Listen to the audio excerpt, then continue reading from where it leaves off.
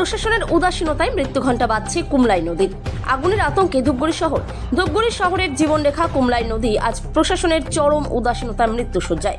যে নদীটি জনপদের প্রাণস্পন্দন হওয়ার কথা ছিল, আজ তা ভাগাড় পরিণত হয়েছে।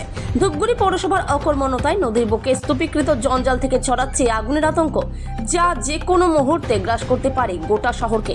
বারবার সংবাদ মাধ্যমে এই সংকটের কথা তুলে ধরা হলেও টনক নড়েনি কর্তৃপক্ষের। নদীর বুকে প্রতিদিন আবর্জনা ফেলে একদিকে যেমন তার স্বাভাবিক গতিপথ রুদ্ধ করা হচ্ছে, অন্যদিকে সেই বজ্রস্তূপে আগুন লাগিয়ে দেওয়ায় ধোঁয়ায় শ্বাসরুদ্ধকর পরিস্থিতির সৃষ্টি হচ্ছে। স্থানীয়দের অভিযোগ, পৌর প্রশাসনের এই চরম গাফিলতি শুধু পরিবেশের ক্ষতি করছে না, বরং শহরবাসীকে এক ভয়াবহ অগ্নিকাণ্ডের ঝুঁকির মুখে ঠেলে দিয়েছে। ধূপগুড়ির ঐতিহ্যবাহী কুমলাই নদীকে বাঁচাতে আর কতদিন অপেক্ষা করতে হবে, এখন সেটাই বড় প্রশ্ন।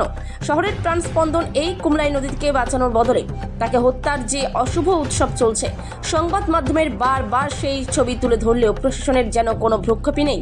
পরিবর্তন আজ যেন কেবলই এক ক্লান্তিকর ইতিহাস। ধূপগুড়ি থেকে খাদিমুল ইসলামের রিপোর্ট, বিগ নিউজ বাংলা। দাদা, যে বলছিলাম যেভাবে আগুন জ্বলছে ব্রিজের নিচে, এবং যেভাবে আবর্জনা স্তূপ প্লাস্টিক পাশেই এতগুলো দোকান, মানে মুহূর্তের মধ্যে তো বিপদ ঘটতে পারে। 1 মিনিটে ঘটতে পারে। সোনাপট্টি যেভাবে উড়ে গেল ওইভাবে ঘটতে পারে। এখানেও ঘটনাস্থলে আমরাও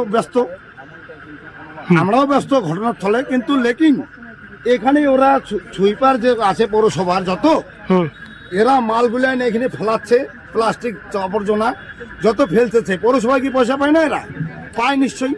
তাহলে এর জন্য কি গাড়ি আছে? তাহলে এরা ফেলে দিয়ে এখানে আগুন জ্বলায় এরাই যাচ্ছে যে নোংরা কমুক, আবার আগুন জ্বলাই দিব। কমলাই ব্রিজে আইসে দেখো নোংরা বন্ধ হয়ে গেছে দাদা, মানে কমলাই ব্রিজটাই লক হয়ে গেছে, মানে পুরো ব্রিজ লক, পুরো ব্রিজটাই লক। আচ্ছা, এই ব্রিজের উপর দিয়ে যেভাবে গাড়ি যাতায়াত করে, এনি টাইম যদি গ্যাসের গাড়ি যায় ফাটিয়ে দিতে পারে।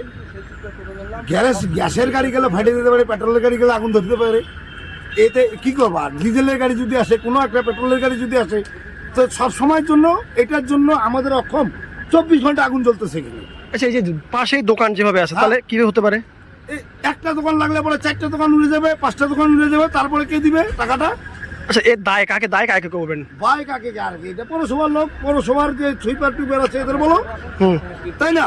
এবার পৌরসভার চেয়ারম্যান যে আছে তাকে বলতে হবে, ভাইস চেয়ারম্যান তাকে বলতে হবে, আরো যে আছে তাকেই বলতে হবে। তো আপনারা কি চাইছেন?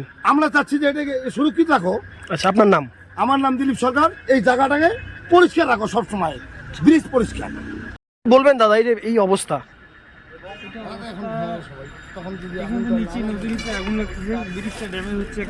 হ্যাঁ, 2 নম্বর মহিলা হেঁটে যাবে, দুর্গন্ধে যেতে পারে। আচ্ছা, এই যে এটা করছে কারা? পৌরসভার যারা ফেলছে তারাই। মানে পৌরসভা পাবলিক দাদা। এই যে আপনারা কি চাইছেন?